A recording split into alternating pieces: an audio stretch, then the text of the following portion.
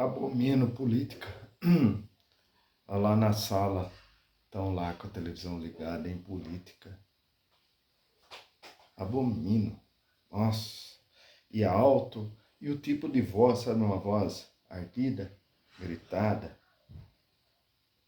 Falando de homens e mulheres, né? Política é uma coisa de homem.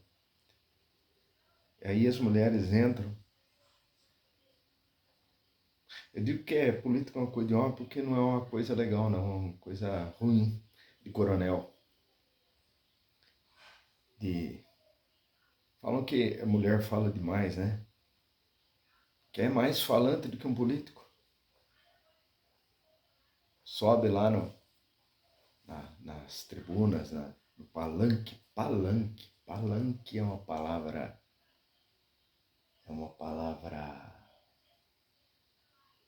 feita para político. Abomino político. Nossa, eu estou escutando, é que não pega o som. Eu vou abrir a porta, vai escutar um pouquinho.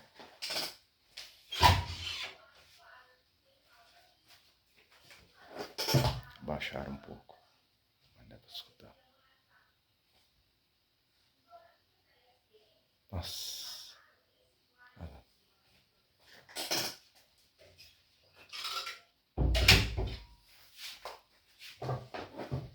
Abomino. Abominável. Eu tive um sonho da inutilidade das aulas.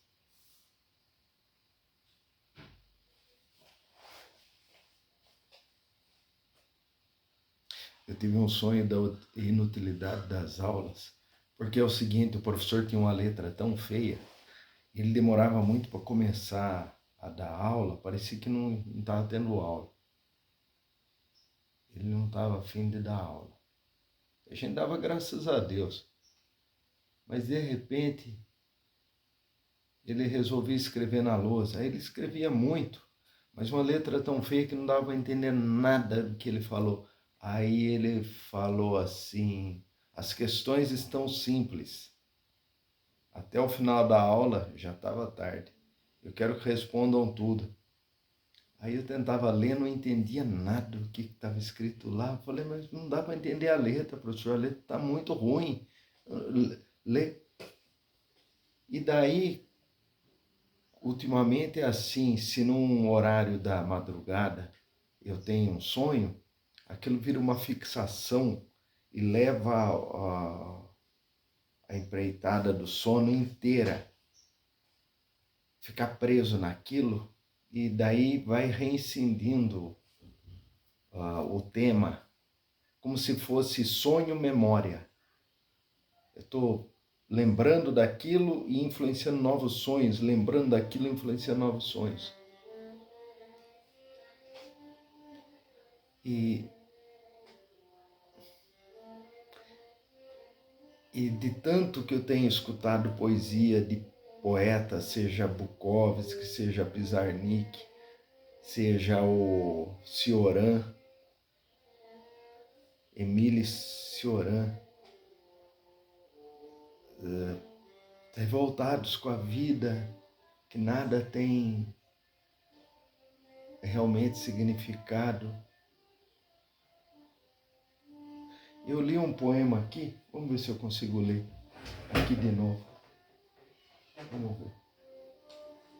Não tinha a opção de compartilhar, mas aqui é um poema, acho que japonês, quer ver? Vou mostrar.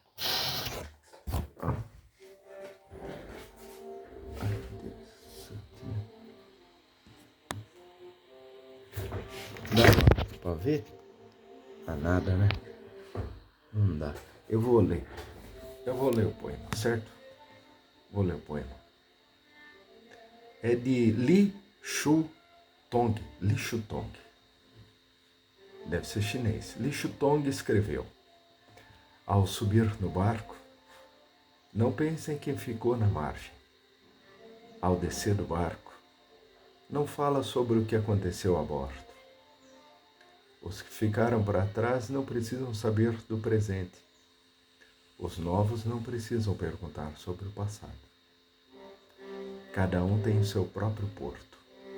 Cada um tem sua própria embarcação de retorno. Um único apego e tudo se torna sofrimento. Um único desprendimento e eis o renascimento. Li Shu Tong. Olha lá.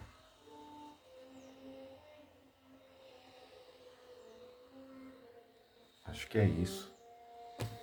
Não entendi nada que está escrito aqui. Não entendi nada. Mas depois de tanta... autoajuda oriental, né? Texto de autoajuda oriental. Vamos pôr aqui, assim. Olha lá, o computador. Texto de autoajuda oriental.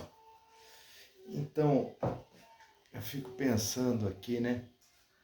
Eu acordei tentando escrever a história da Sociedade dos Mágicos. E daí eu vejo assim, quanto mais eu fui na casa da Loreta, da minha amiga, dela e da irmã dela, da Fernanda, né? A Loreta. E tem os filhos dela lá e eu fico observando, né? O universo feminino. Então eu conversei bastante com ela e acabou saindo lá umas dicas. Eu vi o quanto elas conseguem se virar. As gambiarras, eu achei que eu era o mestre da gambiarra, porque eu faço robô, faço essas coisas. Mas a verdade é que as mulheres fazem gambiarra pra caramba, não? Elas conseguiram encher uma bola de basquete sem aquela agulha, sabe, ó, o bico que espeta na bola.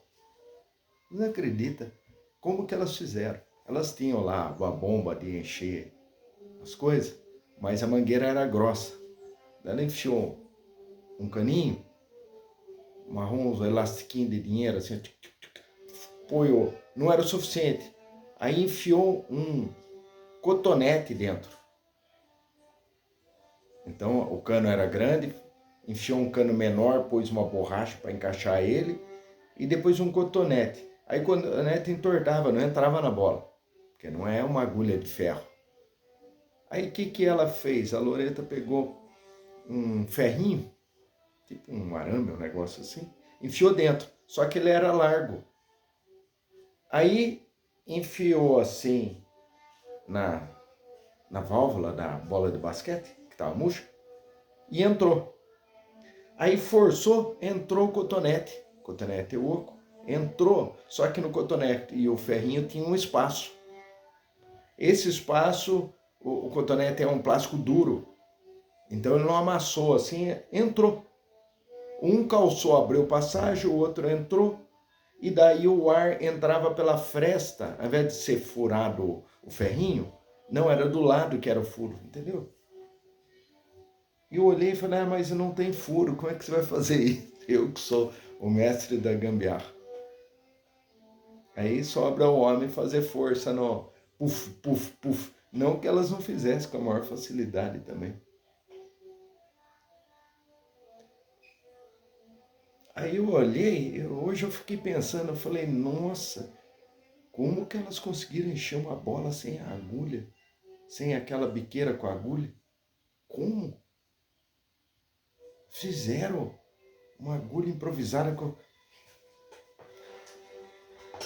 Eu nunca conseguiria pensar nisso. Isso foi além das minhas capacidades. E olha que eu sou da área, né? Eu sou o grande construtor de escafandros e robôs. Mas as mulheres na casa... Mas eu estou escrevendo lá, eu pus no Word aqui. Eu tive que... Esse é o computador que estava com problema e voltou, que era o melhor, o notebook. Mas na verdade ele tem mais problemas. O teclado, eu ponho o teclado aqui, ó. E o que acontece? Ele rejeita o teclado e começa a fazer barulho. Ele rejeita, ele é uma porcaria. Esse notebook é uma porcaria. Ele é rápido, ele tem um áudio melhor, definição de imagem. Mas ele foi montado, com um amigo do meu pai, foi montado para para ser ótimo, né? Então, paguei caro, ele enfiou um monte de peça dentro, mas tem tipo assim, sabe quando você faz implante em ser humano e tem rejeição, entendeu? Que não é compatível, uma coisa começa a cancelar a outra, é meio isso que acontece. Ele é um computador implantado, um notebook implantado, cheio de rejeição, joguei dinheiro fora e o cara fica brincando, trocando peça, tentando arrumar. Ele fez eu dar dinheiro para ele ficar fazendo experimentos, né? E demorou 5 meses. Ele foi pedindo peça. De repente eu precisava, fosse na loja lá, pegasse um pouquinho mais de dinheiro, ou dividisse na loja, eu já levava o notebook. Não, passei por isso, né? Então fiquei pensando, muita coisa é atraso de vida, né? Mas a gente não pode levar a vida assim a sério. Né? A gente vê os poetas escrevendo a inutilidade da vida. Realmente essas aulas, a gente que foi aluno e que foi professor entrando numa sala de aula, é muito difícil isso, dar aula é muito difícil, torear a criançada, no caso os adolescentes, é muito difícil. Então é difícil, é horrível o período de escola, como eu odiava. É inútil. O que se aprende lá é inútil. Não se questiona, porque é importante, é importante. Na verdade, os pais estão se vendo livres dos filhos e estão treinando eles para ocupar posições na sociedade de inutilidades. É um fracasso total. Eu não consigo ir embora. O poema que eu li era sobre ir embora e não... Já passou, já ficou para trás.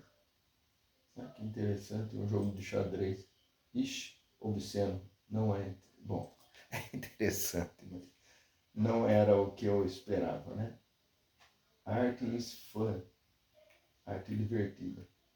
É uma espécie de um Kama Sutra em tabuleiro de xadrez. Cada peça é uma posição. Bizarro, né? Muito bizarro. Meu Facebook aqui é bizarro, né?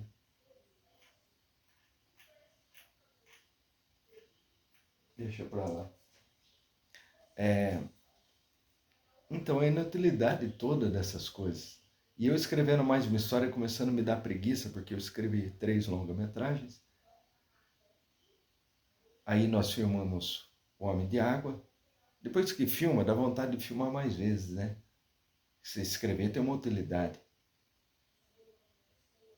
Eu vejo assim, muitos viram professores. A Bea Góes virou professora, veio de lá da Amazônia, lá, sei lá, de Manaus, para São Paulo, e muito jovem e tudo. Fez o curso lá de formatação de roteiro de cinema e virou aqui super visualizada. Foi um caminho, ela virou professora e ela se impõe como se ela é roteirista, tudo. Nossa, ontem eu vi tipo uma live dela. Não é live, tava ao vivo. Ela fica vendendo os cursos dela e ela tem muita visualização, mas o que ela ensina não tem nada de conteúdo humano, artístico. É o que ela pegou no livro e ela traz e é isso. É o Marcelo, meu irmão, que está tocando rabeca. Ela é uma facilitadora. Meu pai fica vendo política na sala, abomina, e o Marcelo tocando rabeca. E minha mãe deve estar lendo o livro no quarto. Ou às vezes ela está com as panelas na cozinha, arrumando as coisas, lavando roupa.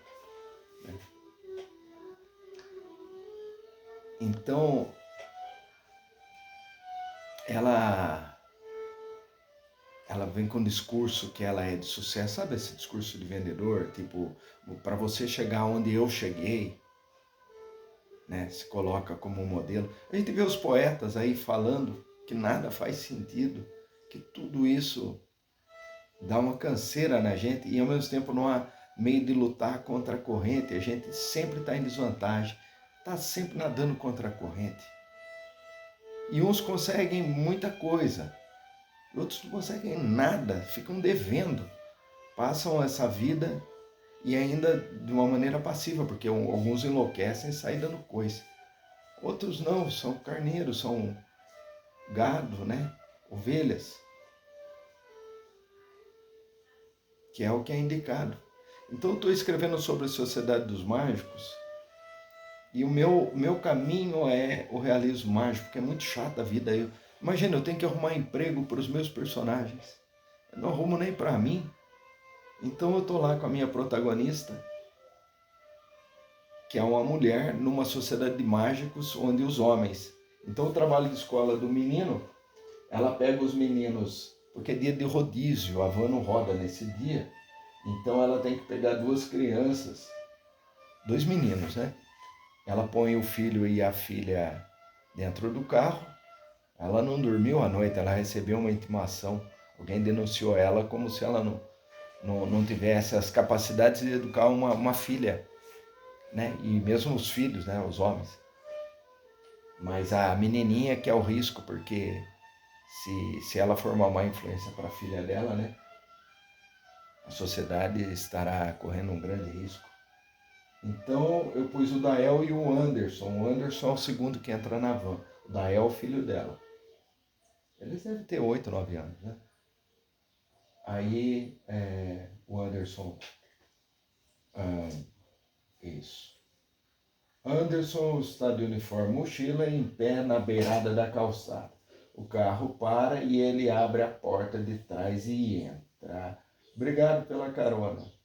E aí, cara, Anderson toca de punho fechado o punho da El. Olivia olha pelo retrovisor. Já sei, fica tranquila. Sinto. Já tô pondo. Regras são regras. E o Dael fala, magia é magia. E aí, fez o trabalho? 2 pontos na média, nem vale a pena. Para mim, sim, estou precisando de nota. Aí a Olivia fala, qual é o tema do trabalho? A hegemonia masculina e a mágica. A hegemonia masculina e a mágica. E a mágica. Toca o celular da Olivia. Ela atende. No Viva Voz e coloca o celular no console. Onde você tá? Tá uma loucura aqui. É Melissa que está falando lá da redação do jornal. Ela trabalha no jornal. Então ela pode fazer serviço na rua e ir para casa e ir para o jornal. Onde você tá? Tá uma loucura aqui. Já chegou aí, tive que pegar as outras crianças. Tô deixando elas na escola agora e eu já chego aí. Então eu tive que arrumar, eu conversando com a minha amiga Loreta, ela deu sugestão de jornalismo, né? Eu tinha pensado área de alimentação, costura, olha só. Jornalismo muito mais potente, né? Os empregos que a gente tem que arrumar para uma mulher numa potência dessa história, né?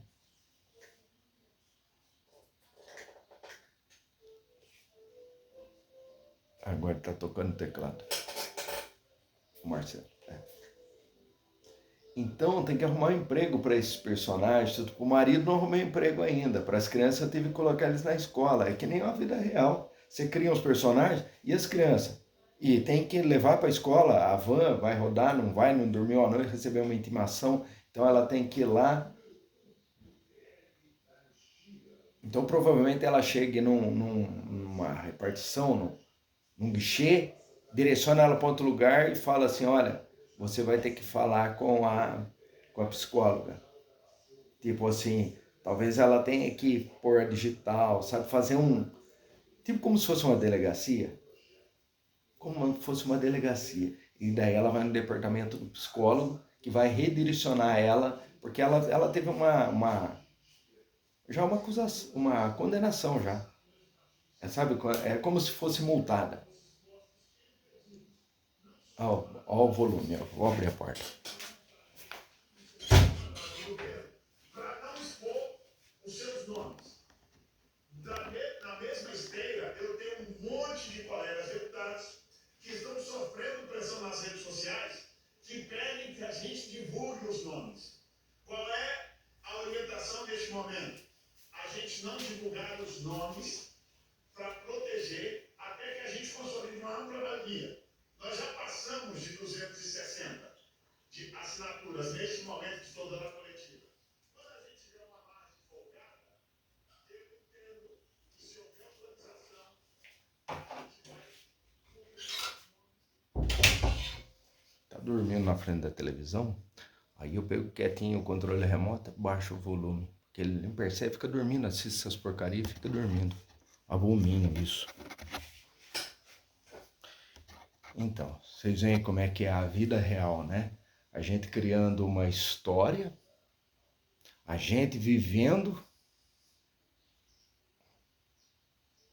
a inutilidade disso tudo e as famílias. Então eu gosto de registrar como é que é, onde eu vivo, como é que eu sou.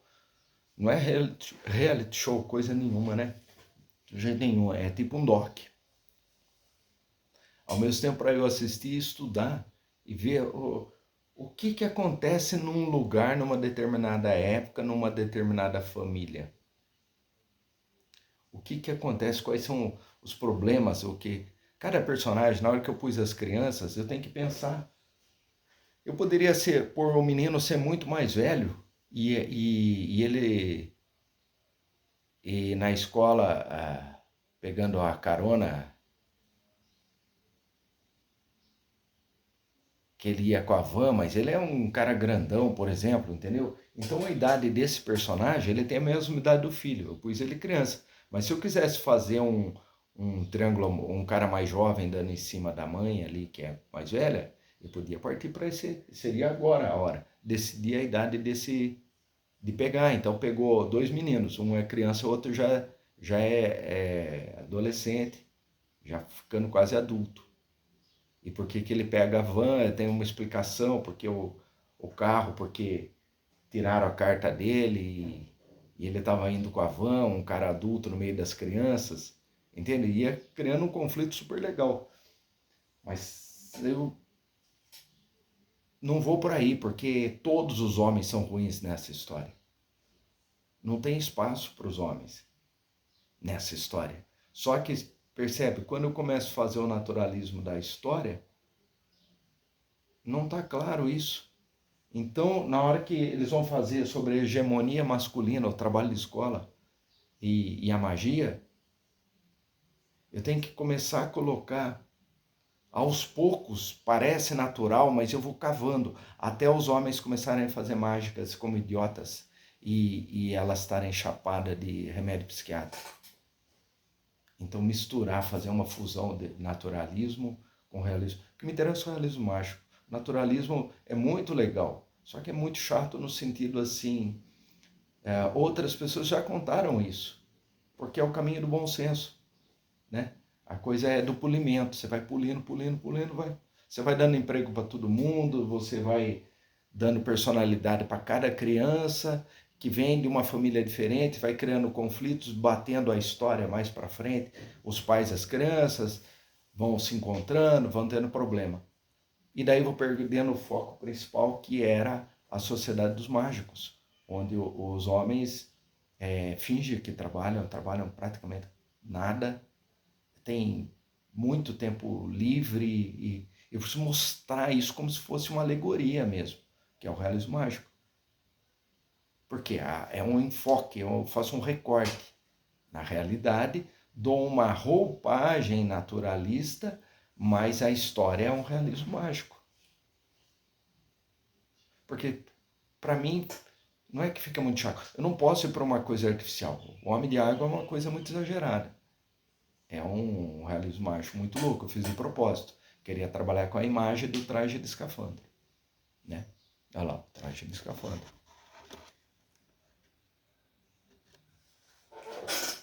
Traje de escafandro e o robô. Eu queria trabalhar com essa ideia. Mas, como é que eu vou dizer? As histórias, elas têm que ter o naturalismo para ficar uma coisa, não é só verossímil. Para as pessoas embarcarem. Primeiro, a fala tem que ser tão naturalista, tão comum, corriqueira, que o ator fale nunca que pareça que está decorado, né? E fale, e a gente assista aquele cenário para não parecer teatro. O cenário tem que estar pulando, sabe? Tem que parecer um recorte da vida, né? Então a gente fica opinando por situações mais simples e que vá no enredo, que vá no conflito. simples que eu falo para o Frajola.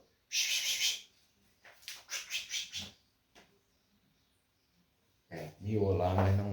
Às vezes ele pula pela janela. Em suma, exagerei o vídeo. É que eu estou completamente perdido, fiquei desanimado. E eu tenho que. Eu pensei, ela podia parar numa loja e comprar os coisas de mágica para o filho, mais uma caixa de mágica.